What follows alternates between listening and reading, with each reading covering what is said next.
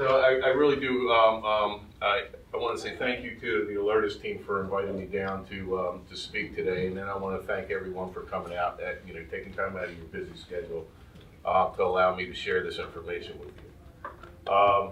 What I'm going to do is, for those of you who don't know much about Hopkins, I'm going to go through, give you some background information about our campus, the buildings, the entities that are involved there, how many people were there that day. We'll go through the event.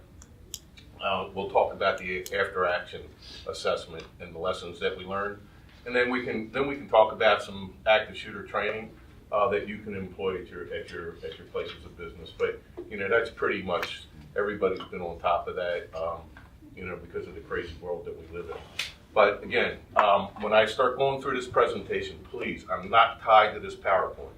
Stop me, raise your hand, jump up and down, whatever it takes. Grab my attention and stop me so we can talk about a point. Because if you want to hold it to the end, we might gloss over or forget about it. And the only questions I always say the only dumb question is the unasked question. So with that, we'll get started.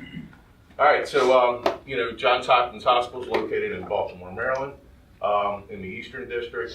The organization consists of the Johns Hopkins Hospital, the Johns Hopkins University School of Medicine, Johns Hopkins School of Nursing, School of Public Health, the Kennedy Krieger Institute. Our campus at the time was 6 blocks north, south, 8 blocks east and west. That has since expanded. On the day of the shooting, on September 16, 2010, there was approximately 47,000 people on our campus. We had 30,000 plus employees. We had, it's right there, 6,500 plus students, 950 inpatients, and about 10,000 visitors a day. That includes, outpatient center, outpatient visits, patients, our vendors, our contractors, volunteers, and family members coming to visit their loved ones. So the campus map, and I told you we're 6 by 8. So what's interesting is this is now a new patient tower. This is the Zaya Bloomberg Tower. This was under construction at the time. The area of the event was here. This is the Wall Street Circle. I'll show you. The Wall Street Circle. I want you to focus on this because we're going to talk about that a little bit more in depth when we get into the presentation. But this is the Nelson Building where the event took place. So prior to our event, we did some planning. Okay, after the Virginia Tech shooting in 2007, we really sat down and did some soul searching as an organization, corporate security. Would we be prepared if such an event occurred on our campus? And we were very disappointed with what we found. We were not prepared. We would not have been able to respond to such an event in an efficient and timely manner. So we immediately started putting things in process to get us up to speed. We met with the Baltimore City Police Department to discuss strategies and how to respond. We instituted the Johns Hopkins Emergency Alert System, which was an in-house text messaging system. We worked with our engineers, our student engineers over at the School of Engineering to build a program that folks could self-enroll and we could send emergency text messages out. We started doing more coordination with our emergency management group. We work very closely with emergency management over weather emergencies, blizzards, hurricanes, bargaining unit work stoppages, those types of things. But we never really concentrated on a security event. Active shooter, civil unrest, terrorist attack, mass casualty event. We never really worked with them on that. And we started creating policies and procedures, and then we started training all of our supervisors. And we actually have an old supervisor sitting in the back of the room today. And then we obtained electronic copies of all of our floor plans. which is critical during one of these events. And we'll get into that a little bit more. So an emergency alert system, okay, so this is, the data that I'm showing you here was taken a month after the event. So this was October of 2016. In September of 2016, we had about 8,000 enrollees. Once we had the shooting event, everybody started self-enrolling because they saw the value of being able to get that text message. You can see that East Baltimore has 11,000, Homewood, Eastern, Mount Washington, other campuses, Bayview, which is a medical campus. Homewood, Eastern, and Mount Washington are all academic campuses. And each School of Advanced International Studies, which is down here in the DC area. So everybody was taking advantage of it. So Alpha Joe remembers this area. This is the communication center, Hopkins, the old communication center. But I want to go ahead and hopefully this will play for you. This is the initial call that came in. I need to go to announce the date. It sounds like somebody was up here shooting, please. Announce the date. I'll try. Right? So you would think that when the shots are fired, that call is going to come in, it's going to be very frantic and screaming and hollering. You heard it. There's somebody shooting up here on Nelson 8. You get somebody up here right away. Okay, click. And that was the turn of the calls, and they kept rolling in. And it wasn't only just us getting calls in our communication center. It was calls going into 911, Baltimore City Police Dispatch. And to a number that we use at the hospital for emergency medical conditions, emergency codes, 54444, which everybody, whatever number you knew best is the number that you called that day. And we were inundated with calls to the point where 911 actually called into our communication center and said, hey, we're getting these calls, is this for real? It was an exciting few minutes. The event took place just outside of Nelson 873, okay? This picture, we're going to get back to it in a little while, it has some true meaning to it when we get to it, but from the outside looking up, that's where the patient was her room. And I guess I can give you a little background about the patient. The patient was an 86-year-old woman. Her 50-year-old son was her caregiver. She had a major operation. The outcome was not what they expected, but it wasn't a terrible outcome, but it wasn't what they expected. And she was going to be in intensive therapy for about a year. And later in the conversation with the doctor that morning, he said, Mom can't deal with this and neither can I. And that's when the event occurred. This is the hallway, the Nelson 8 hallway. The area that the photographer is standing at is right next to that door. The nurse's station is right across the hall from that door. Okay? And this is where the doctor was shot. And basically what happened was William Partis said to the doctor, Mom can't live with that and neither can I. And standing between, as close as me and this gentleman right here, having a conversation, he pulls out a 38 small caliber small handgun, the 32, the P32, and puts a round right here in the doctor, above the ribs, above the hip, below the ribs, in the fatty tissue. So my theory, and it's my theory alone, was that he did not intend to kill that doctor. If he intended to kill the doctor, he would have been able to put one right between his eyes at close range with no problem, or one in the chest, or multiple shots. One shot, he turned and spun into the room. So the layout of the floor, as you can see, we've got Nelson 873 right there in the center. We have patient visitor elevators, patient transport elevators here, patient transport elevators here, and our visitor elevators here. Again, the rooms right here, nurse's station directly across the hall, patient rooms all down the perimeter of the unit. So immediately the call goes out and we start to respond in force. Baltimore City Police responds in force. Baltimore City Fire Department responds in force. Baltimore County Police responds.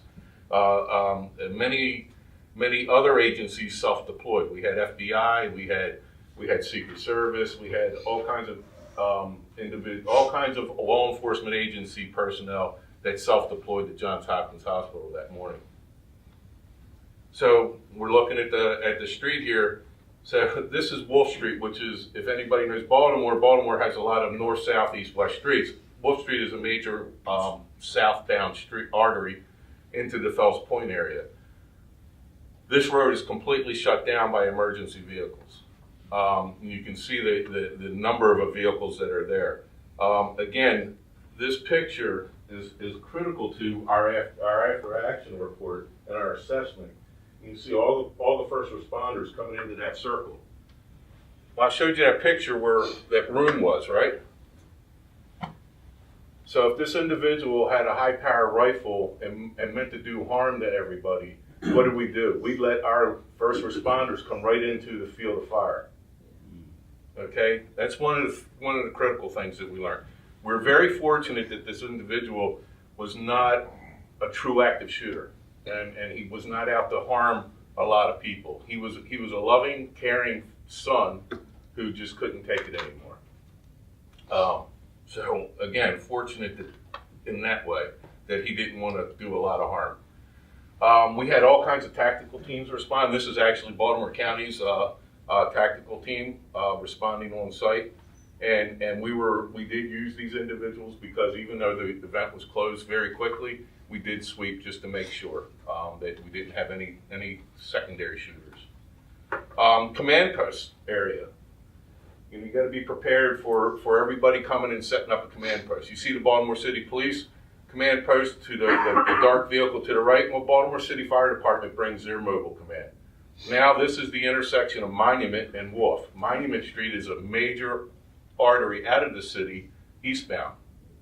So as you can see, these two intersections, this intersection being closed, and immediately started gridlocking in and around the hospital property. Okay, so no more ambos couldn't get to our emergency department. People couldn't get to the hospital for appointments. And these are all things that you need to think about when these type of events occur. So let's look at the timeline of the event. Okay, so at 11:10 a.m. was when that phone call came in. Multiple calls received at our communications center, at Centrex, at 911. At 11 a.m., all radio goes out for all units available to be dispatched up to Nelson 8. At 11:12, the communications officers are asking for supervisors and directors to call into the communications center. At 11:13, Don Bidenback, who was my assistant director at the time, lets me know we had just left a meeting together, and he comes out of the hallway and grabs me and says, "We just got a report that there's a doctor shot on Nelson 8. We were right outside of those Nelson 8 elevators, the Nelson Tower elevators. So the video shows Don and I standing there waiting for the elevators. We're pacing back and forth.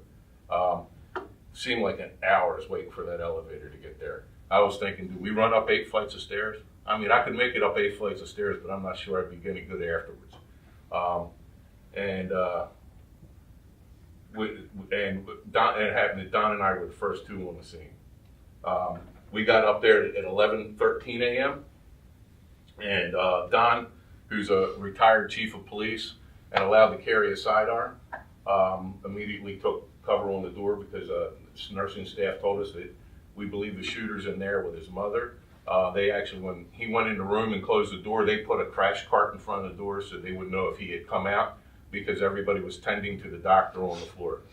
One of the things that we also learned is during a trauma event in a hospital, such as this, that folks will run to the scene to provide care. So when we got up there, because of all the codes and all the doctors and all from the adjoining units, we get up there and there must have been 30 medical professionals in that hallway that I showed that picture of. Well, again, if this individual wanted to do harm, boy, we created a target-rich environment. Okay, so another lesson learned that we've worked through since that time. At 11:14, I instructed one of my lieutenants to put out the active shooter alarm, and that starts a whole chain of events to include standing up our emergency command center, to start restricting access into the tower, the Nelson building, to restrict movement down on that first floor so people don't get into the line of fire, and a host of other things to include recording, getting individuals to our communications center for support, to get what we call a recorder, an individual that sits there and all they do is take notes of what's going on so that we can develop these timelines. Okay? Because when we go back, it's very important. Yes. Was that active shooter message pre-staged, or is that something they had a pre-script? So in the system that we had at the time, the EAS, it did not have any pre-scripted messages. So it had to be typed in on the computer terminal independently. And basically went out and says, we have an active shooter situation in the Nelson building, shelter in place. And again, you know, limited by the ability, the characters within the software. So we got the messaging out by 11:15 a.m. Baltimore City. So within 5 minutes, in Baltimore City Police, in their years of training prior, from 2007 to 2010, to 3 years prior, in our training with them, all they said to us was, "You hold the fort down for 5 minutes, and we'll be there." That's all we need you to do is hold the fort for 5. And true to their word, they were on scene in 5 minutes, on scene, taking control of the event. At that point, we stepped back and we just became a tool of the Baltimore City Police Department as they managed the situation. Question? Yes. Did you have, as part of your emergency management plan at the time, did you have an active shooter part of that plan, or was Yes. You did. Okay. Yes, and one of the things was, and you know, like I was stated earlier when we were talking about Virginia Tech, one of the things that we learned was we weren't prepared to be able to handle something like that. Because of that planning and training, we had a plan. We initiated that plan and we executed that plan. What was your process to put that plan together to have it in place for this? So we worked very closely with our partners in the Baltimore City Police Department and with their tactical team, asking what was it that they needed us to do. We worked within our department. We had a lot of retired law enforcement from multiple agencies, to include federal, local, and state. So we all put our heads together based off of our experiences, and we put together the plan in which, you know, it's basically our folks are unarmed. So what can we do? You know, Right. when you think about it. So the whole idea is to isolate and observe, and you know, and stay out of harm's way. Don't do anything heroic, you know, because you can't go against the gun with a radio. Right. So, but to keep the area confinement as much as we can, confine the area, confine the shooter to the space that they're in, those types of things. So would you, for a school system, would you just recommend us talking to our local police force to help us put that together? Absolutely. And one of the things that, and as we learned, shelter in place, being able to lock doors, okay? These individuals who and it's, when we get into an active shooters, and you know, we've all done the case studies when it comes to that level of shooting. Again, this didn't live up to that level. But when we look at school shootings and active shooter situations in commercial businesses, is if the shooter runs into any resistance, they move on. If this door's locked, they just move on to the next one, okay? Because they're not going to, unless there's a targeted individual that they're seeking, they're not going to blow the door down or shoot the lock off to make entry. That's going to take too much time for them. Their goal is to create as much carnage as quickly as possible. Question related to locking the doors internally, especially in the older building, I'm assuming. How challenging is that? When you look at our hospitals, and it's challenging to find any space to even lock. Right. It's open hallways with fire doors, which are not going to be lockable. patient rooms are not lockable, bathrooms are not lockable. So we struggle with kind of a plan to even protect a unit from a shooter that's near, because there'd be no way to lock the unit down. And lock the building down if they're outside, but once they're in, it becomes more challenging in a hospital environment, as we are designed to be able to get out. Right. Hospitals are designed for free egress, Right. because of safety's paramount. So how do you do that? Well, you block the patient room's door with the bed. Roll the bed over there. Every door, they all have closures on them. Okay, if you take your belt off and wrap it around that closure, that puts resistance on that door. There's a whole host of ways that you can secure that door in a fashion that we wouldn't normally think of or normally use. Okay, but in extreme times we got to think extremely. We got to think out of the box and use extreme measures. We've also talked about having. There's some. As a matter of fact, there's a Hopkins machinist that developed a device that you slide under the door and you step on it and it wedges up. So that's in production. That's actually going through some patent work right now in production, hopefully soon.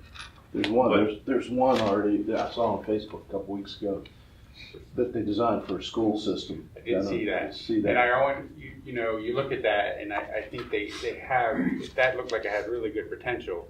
The issue is, how do you balance that and the fire codes and that safe one is not in place. Absolutely, it looked like the best opportunity, but all it took was that same shooter to take that thing and put it in, and you're all locked in there. But it did look like it really. It looked like it was just a slide in place, so it wasn't like it permanently attached. No, well, I had something you put there, and then it was a pin that you could put in an emergency box, and actually which could be at the nurse's station or whatever. You took that and you put it in there, and you showed the guy with a sledgehammer or whatever couldn't get it out. It was designed for schools, but in theory it worked the same thing in a hospital for sure. Right. Absolutely. Because my thought, the rooms I have options and stuff like that. It's how do you protect a whole unit that would be, then they would not even have to worry about getting into the patient room. Right. So what we've done at Hopkins, and we've rolled this out health system wide, is that we actually put card access and on the entrance to the units. Okay. And with a button, pushing a button at the nurse's station, it'll lock that down, and the card reader will go into a restricted area so that only security, maintenance, those types of folks can get through the door. But then you also, so then what do? If the event's happening down the hall and there's people between the event and your doorway, you just lock them out. Right. So there's pros and cons to everything, and there's no perfect answer to this. There's no perfect situation. But we do the best that we can to protect those that we can. Yes, ma'am. In your policy, do you deploy the unarmed security officers to the scene? So we deploy to the area, not to the scene. Okay, and again, it's all about confinement. We want to make sure that what you don't want to do is you don't want somebody, if it's within a building that you can confine and isolate, you want to keep eyes on all your exits and things like that so that you know if the individual leaves that area. Okay, so what you want to do is you want to narrow the search for your responders. So, yes, sir. After you issued the shelter-in-place text, did you, in your interaction, find out that most people complied, or 70-30? Or so majority of folks complied. And we'll get into some of the interesting stories. Let me finish the timeline and then we'll get into that. But it's some really interesting stories. So anyway, 11/17, 11/18, we asked the emergency manager. I get on the phone with Hallie Guan, the master disaster at Hopkins, who's now retired. He sends out the emergency text message for us. Facilities gets on scene, they lock down elevators. One of the things that we learned is TVs, right? How do we turn off a whole unit full of TVs? Because, man, you saw all the pictures from the news media. Right? Everybody's in their patient rooms watching the TVs. Well, guess what? Bad guys in the room watching the TVs and seeing everybody set up. So how do you shut down the TVs on a nursing unit? So these are things that we work with our facilities group to start talking about, start planning. You can go into a closet and pull the plug and just basically knock out that floor's Sure.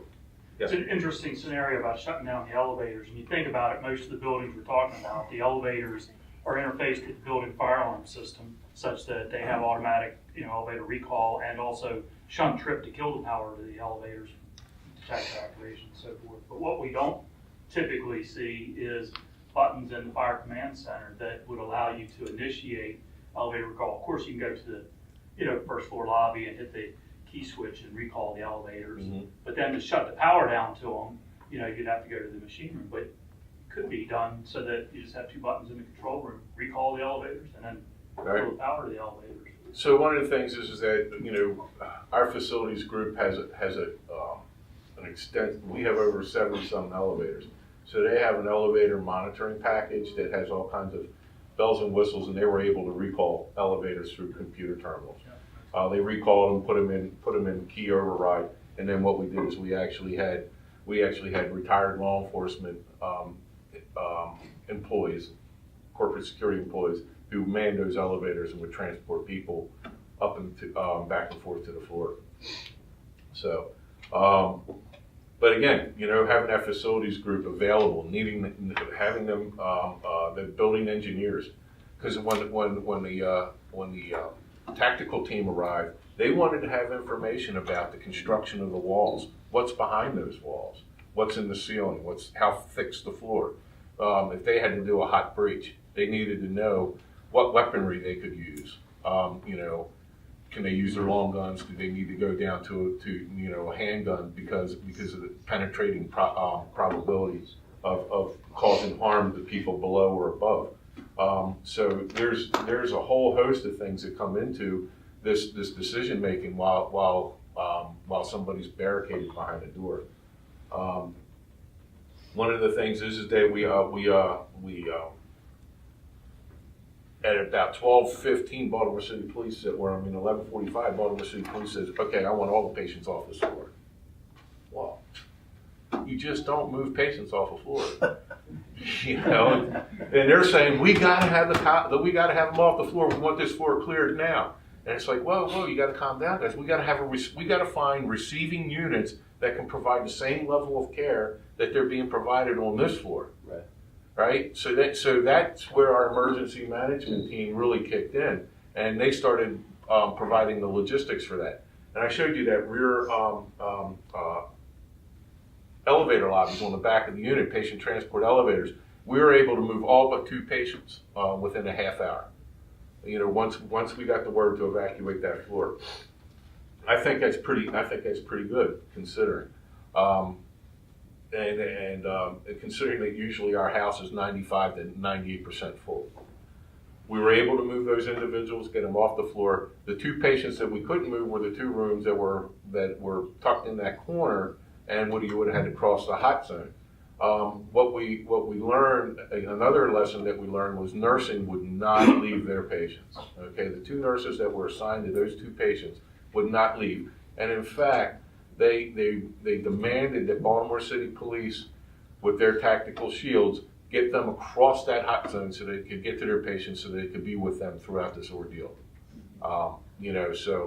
You learn a lot about the people that you work with during certain events, and this was one of them. And one of the things is that, the clinical teams, and not just at Hopkins, just about at any hospital, are incredible, and they will put their patients first. During events like this. So and then Baltimore City Police gave the all clear at 1:40 p.m. So we're a 2.5 hour event. Okay, 2.5 hours of managed chaos. Okay, we had hundreds of law enforcement officers throughout our facilities. We had gridlock around our campus. So now you've got to start recovering. We're talking about business continuity. How do you start to get things back to normal? A couple of funny stories. I got to tell you the funny story. So we had a very high-profile patient from the Middle East. That patient had all of their food prepared off-site. I get a call from the director of security from the off-site location saying, "We got X's food ready. We can't get there because the hospital's in there's no way to get there. It's gridlock all the way around, all the way down to Harbor East." I said, "Donnie," I said, "I'm in the middle of something right now, buddy." He says, "George, we got to get her food." Same individual had two of her entourage was having their physical done in the outpatient center. So when the call went out, the officers that were that escorted the individuals to their appointment would not allow them to leave. Okay, because we're not sure exactly what's going on. We're pretty sure, but we're not 100% sure. So we're not moving people. They got on the phone, they called their embassy and said that they're being held hostage by corporate security personnel. The ambassador from the embassy gets in his car and has his security detail drive him to Baltimore. So we had to deal with that. It's just, these are just the kind of crazy things that you're going to deal with that you don't even, that have nothing to do with this event, okay? That are just going to come up that you're going to have to manage as well. It made for an interesting day. So let's get into the after action assessment and things that we learned. Okay, so one of the things is that what we immediately did is that afternoon, there's a couple things. So those of you who work in hospitals that live in a hospital environment, you evacuate your patients during an event like this. You're just picking your patients up and you're moving, right? You get them. We moved 22 patients in a half hour, or 20 patients in a half hour. They had 22 rooms. Wow, what happened to their belongings? So once that unit was given back to us, we had to reunite our patients to their belongings. Okay, so you have to assemble a team of folks that you trust that will take care of that for you. Okay, and you know it was a lot of coordination to make that happen. We get into debriefing. The other thing is that when you moved all of these folks, you moved witnesses. You know, their nurses went with them. Baltimore City Police wants to talk to everybody because they want to get statements of what occurred on the floor and what they saw and what they heard. They want to talk to patients, you know, and we have folks scattered all over the place. So you got to make sure that whoever is managing that makes very detailed notes, who went where and when and where the nursing team went and where the witnesses are, so that we can get those folks together. Because the sooner we get them interviewed, the sooner Baltimore City Police or the local agency that's in charge of the investigation can clear the area, and you can start trying to get the place back to the new norm. Because you know, normal is not going to be ever the same. You know, so what we did is the next day we had town meeting. Yes, sir. I'm just curious, how many of your staff, and if so, to what extent have they been through NIMS training or? So our complete emergency management team have been through NIMS training, you know, and we have every department has an ISC, incident command system, set up. So every department has a team of individuals that had NIMS training as well as FEMA training. And it was me and my staff and my direct reports have all had it.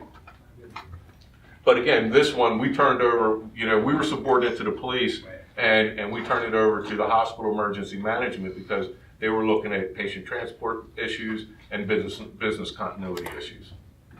All right, so anyway, the next day we get into, so what do? We have 3 town meetings. We have one at 8 o'clock in the morning so that we can catch the midnight shift coming off. We have one around noon, and we have one at 4. I've been at Hopkins for 24 years, okay? So at the time, I'd been there 16 years, and I've been to many town meetings. This was the first time I've ever been to a town meeting where all 3 were standing room only, and people were out in the halls waiting to get in. What they wanted to know was what happened. What they wanted to hear, what they wanted to do was vent about their anxiety. And it was very interesting that their anxiety was not about the shooting incident. Their anxiety levels were about the violence and abuse that they take on a daily basis up on the nursing floors and in the inpatient units in the emergency department. Fighting, kicking, spitting, hitting, being cursed at, being threatened. This became the theme from the debrief from staff. There were some individuals that demanded magnetometers be set up. Well, think about it. if you're gonna set up magnetometers coming into a hospital, okay, Johns Hopkins Hospital, 8 blocks by 6 blocks, okay, it's all interconnected, 13 public entrances on the hospital side, not counting the university's entrances. How do you do that? And what do you tell your patient? You know, hey, your patient, George, your appointment's at 8 o'clock, please be here at 6 so that you can clear security, right? I don't think that's the way that we want to do business in a hospital environment. We want people to walk in, feel welcome, feel comfortable, feel as though they're entering a place of health. I don't think magnetometers and metal detectors and X-ray machines paint that picture. And there's a lot of folks that agree with that. So as technology advances, maybe we won't get to the point where we can have unobtrusive detection for arms and this, and then that's the way that we can go. And we always keep an eye on that. So what did we do? We got into mandatory staff training into handling violent or aggressive patients, okay? Not just the security personnel and not just social work and not just nurse managers, but everybody, okay? When a patient starts to escalate, what can you do to bring it down? So there's a couple of techniques. There's programs. There's a language of caring, all right? There's heart, head, heart, you know, where you use your heart, you know, compassion, you use your head, and then you use your heart. So, you know, there's a whole bunch of things. What we found out works best is CPI, okay? And working with our psychiatric nursing department, we've actually taken CPI, which is Crisis Prevention Institute, and took their training and modified it a bit to meet our needs. And we train all of our folks in that, so it's de-escalation. You know, the priority to incorporate patient family aggressive behavior in the medical record. Okay, so what we did is we worked with our IT folks, and if you come into our hospital and you play the fool, okay, you threaten a nurse, you threaten a doc, you hit somebody, you bite somebody, you spit on somebody, what happens is that is documented. That goes to a multidisciplinary team. We review that, and then we'll make a decision whether or not that goes into your medical record. Okay, and then it'll be a behavioral alert. So when George Economas comes in, George is a known spitter. When George Economas comes into the emergency room or goes to an inpatient or outpatient visit, and they pull up my medical record, a red flag flashes, they click on that and it says he's a spitter. Okay, so this gives our employees information, knowing so that they can be prepared and they can take steps ahead of time prior to, you know, letting that person escalate to that point. It's really neat to see. It works system wide. We've actually had folks that our frequent flyers up in Baltimore presented at an emergency department in Rockville. Rockville. It's suburban, and it actually, when they pulled up their medical record, they were alerted to this individual's propensity to hit, and they thanked us. They called us up and said, "Hey, it works. It's great stuff." So that makes you good when somebody calls you up and says thank you. You know, there was consideration for creating a new position with an ombudsman, somebody that could be the advocate for the patient and the staff member. All right, you know, we already have patient advocates, but somebody that could go in that's independent, completely unbiased for staff or patient, and try to smooth things out. But that never came to pass, unfortunately. Assessment of threats, right? You know, workplace violence issues, and we got to look at how do we handle patients versus staff versus, you know, students, you know, because that's our whole, you got to run the whole gamut, you know. Then you develop, you know, we met with law enforcement for mutual understanding of priorities, okay? Not mutual understanding of operations, but priorities. You cannot come into a hospital and say, I want this floor evacuated, and it happens like that. They need to understand that we have to do that in a concern.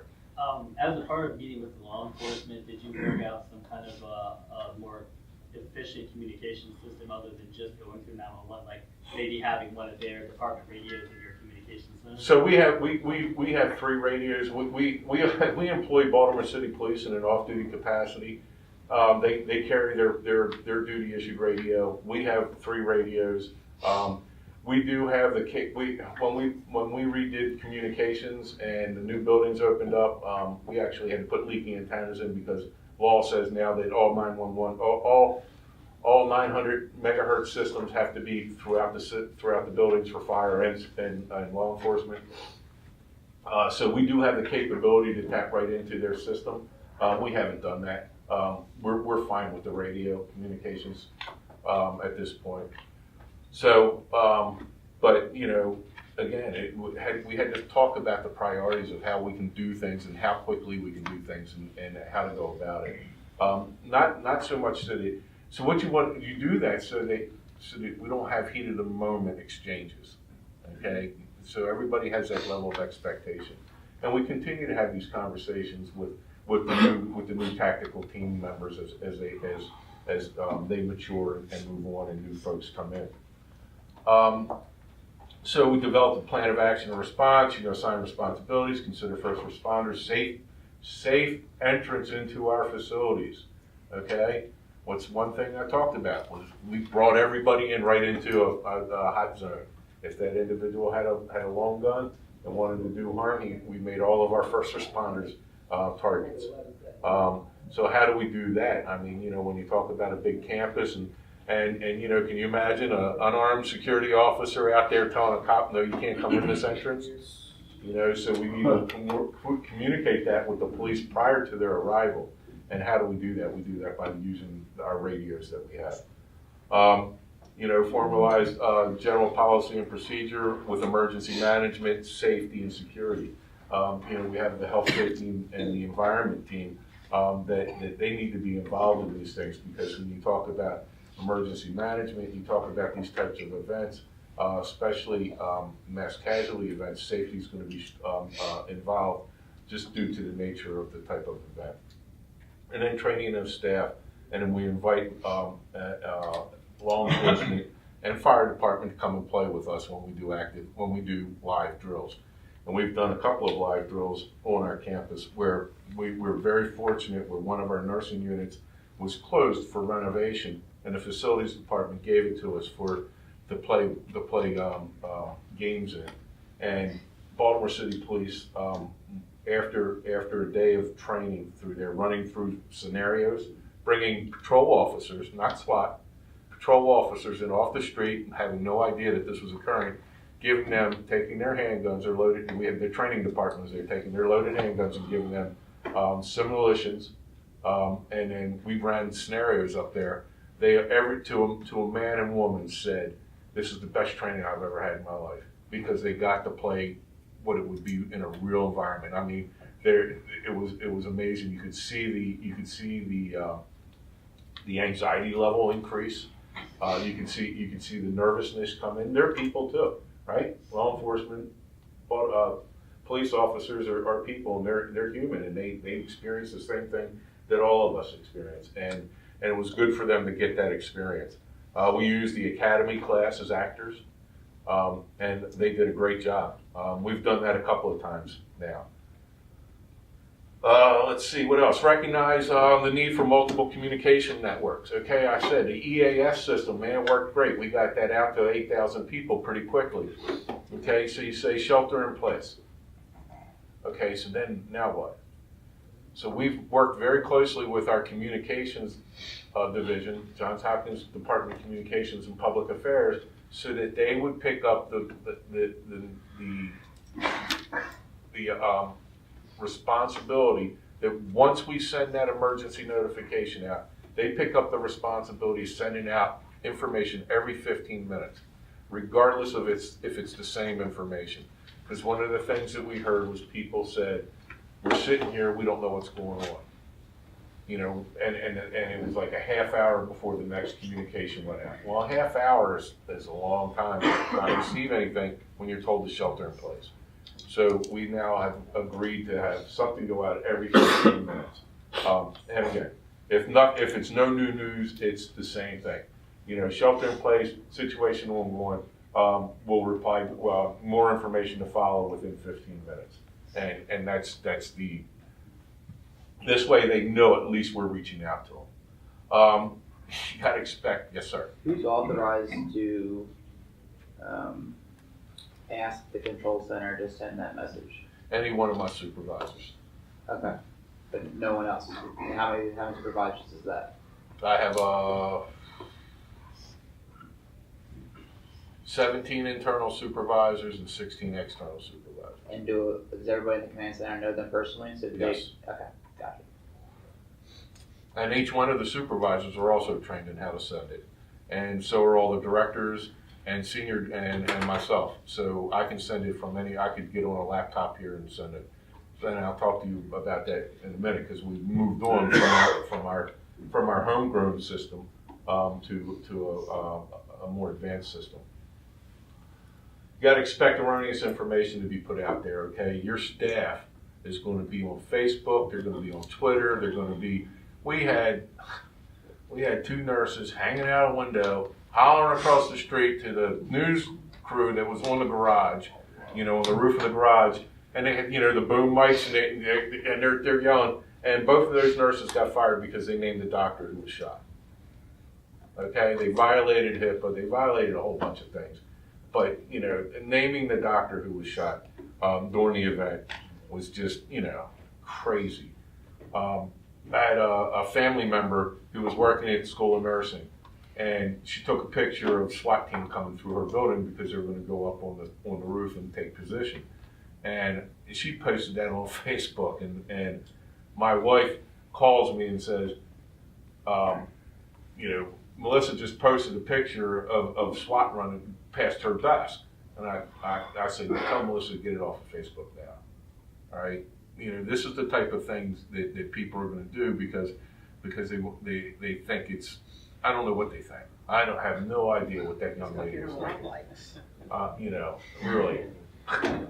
But this is what you're going to experience, okay? These are the type of things that are going to occur. The security communication centers, we had so many phone calls coming in, we could not make a call out. So we couldn't call out to anywhere because our phone lines were inundated with them coming in. So what we've had to do is we had to set up a couple of lines that we have that no incoming calls come in on, so that we always have the ability to dial out. Who decides what business operations continue? So again, I told you we had total gridlock. Mr. Peterson, Ron Peterson, who's a great man, he just retired as the executive vice president of Johns Hopkins Medicine and the president of Johns Hopkins Health System, was very concerned about the emergency department not being able to receive patients. And he says, can they walk in? And I was like, because we're in gridlock, nobody could get there. Nobody could get to our outpatient buildings. But he was very concerned about operations. He was concerned about patients being able to receive care, and he's also worried about the fact that, that you lose money. And during events like this, you will lose money. Your business is not going to maintain the same level of operations that you normally would. And then you got evacuation decisions. Who does that? Does the police? Does healthcare? What are the expectations? All right. So, and then you got to define your safe routes. Always got to be planning these things. If this event occurs, what can we do here? Command posts. I showed you the command posts. There was Baltimore City Police Command Post. There was Baltimore Fire Department Command Post. We had the city emergency operations guy come in and try to set up a command post. We had a command post. There was a tactical command post up on the 8th floor. You had the emergency and management team set up a command post. You got to have representation in all of these command posts so that everybody's getting the same story, right? You need to be able to plan for that, or you need to consolidate that. But we had 5 different command posts, and we had people running back and forth because we didn't have the staff. We weren't prepared to send people to each one and have them sit in those command posts. Again, vehicle and pedestrian disruption, rerouting of if you have a campus shuttle program, Department of Transportation and parking command posts. You need to set that up. You need to make sure that you start working with your partners, with the MTA, the mass transit groups, cab companies, whatever the case may be, so that you can get folks that need to get in and out, try to get them in and out as quickly and as efficiently as possible. And then you got your crime scene requirements, okay? How long are you gonna lose that piece of landscape within your facility? Baltimore City Police were very fortunate. It was a very clean-cut investigation on our situation. But, when we had the shooting down at Navy Yard, they lost that building for weeks. If you lose a floor, if you lose an inpatient unit for weeks, or if you lose a floor of your organization for weeks, how are you going to survive that? Okay, so these are things that you need to talk about, and that comes into that business continuity. All right? And then, you got to have post-event counseling. All right? You need to have the ability for folks to go and talk to crisis managers, crisis counselors, and you need to provide that very quickly. Many people on the first few days will be fine, and then they start to experience the traumatic stress, from being a member from being involved in this situation. It was interesting. We had people from the nursing unit that weren't even on duty experience PSTD, if you will, because it happened on their floor. So you got to be prepared for that. From a large organization's perspective, we have resources to do that. But if you're a small organization, you need to start looking around and think about what, where can you contract to get that information or to get that service. So, recommended strategies. Okay, security behavior contracts. Okay, that's one of the things that we do. If we have a visitor that acts out in an aggressive way, we will institute a security behavior contract on that individual. And now if we do that, we dictate when that person can come to our hospital. Our hospital is not a public hospital; it's private. You don't have to come and see your loved one. We'll if you act the fool, we can restrict you. So what we try to do is make sure that if you do come, that you're going to come and you're going to be safe. So we make you come to our security operations office. You get 3-part search, right? You get frisked, you get wanded, and your property is searched. We put behavior flags. I talked about that in the patient electronic record, and then the education regarding and handling of potentially dangerous behavior. That's with our staff members when they can recognize that, and then they can contact security. And when we can come down and work with them on de-escalating the situation. Other strategies, right? Patient visitor handbook revisions to address their what are our expectations. They have expectations of what they're going to get when they come into our hospital. So we in turn put what our expectations are of their behavior while they're there. Visitor guidelines to address behavior and the ramifications. That's for the visitors. All nursing units have panic alarms. What we found was many of the older nursing units at the time did not have panic buttons. So we set up a standard. You gotta love engineers and architects. So we set up a standard that says that all corporate security standard, all nursing units will have a panic button. So we built Zion Bloomberg. Two new hospitals, 1.6 million square feet of state-of-the-art hospital. All right, great stuff. Every floor has 1 nurse station and 4 workstations. It's like, well, where's the panic buttons? Well, they're workstations. Your standard says nurse stations. I said, does a nurse work at there? Yeah. So we had to figure out a way to go back and do that after the building. While this was mid construction, that we could do it in a cost-effective way. And what we did is we ended up going with a computer-based panic system that works great. And the only thing is that you have to really label, if you go that route, you have to really label that computer because the computer moves, and it goes down to another floor, and somebody activates the alarm, you're going to go to the original floor. But you can do that through a lot of labeling and education. And aggressive behavior data compilation and monitored by us. Okay, so we monitor aggressive behavior is a crime within our organization. Yes, ma'am. How do you manage the aggressive visitors, like if they come in a different entrance and don't go to your specified area to get searched first? So that individual, so what we do is we put out a bolo. We take their picture, all the security desks get it. When that individual comes in, they're directed to security administration. If they don't, and they don't abide by that, we also make them aware of the Trespass Act, okay? And any violation of this contract is also a violation of the Trespass Act, and we will have them arrested. And we have done so in the past. All right, we don't play around. I mean, safety is paramount. And if they want to act a fool, they can act a fool somewhere else. All right, and that's it. So I did not bring cards. They're sitting on my desk, unfortunately. Please, if you please take down my information, my email address, my phone number. Feel free to contact me. When it comes to safety and security, everything that I know, I am more than willing to share, and I'm more than willing to learn what you know. Okay, because it's a two-way street, and if we can do our jobs better, that means that we can provide a safe and secure environment for folks a little bit better. That's what it's all about.